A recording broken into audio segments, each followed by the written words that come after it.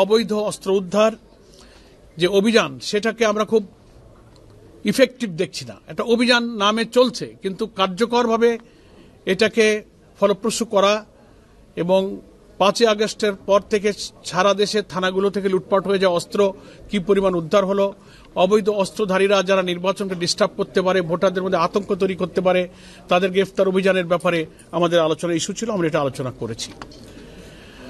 আর একটা important issue ছিল প্রবাসী ভোটার যারা এবার ভোট দেওয়ার জন্য সারা দুনিয়াতে প্রায় 1.25 কোটি ভোটার বা তার বেশি রেজিস্ট্রেশন হচ্ছে। এদের ভোটার রেজিস্ট্রেশনের প্রক্রিয়াটা আমরা যারা প্রবাসের সাথে যোগাযোগ রাখছি, সফর করছি, সে প্রক্রিয়াটা তারা অনেকে জটিল মনে করছে।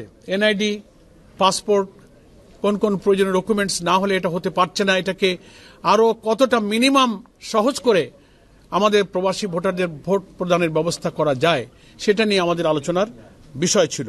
ভোট কেন্দ্রে সিসিটিভি ক্যামেরা স্থাপন, নিরপেক্ষ ভোট, সুষ্ঠু ভোট গ্রহণের জন্য একটা অন্যতম ইস্যু।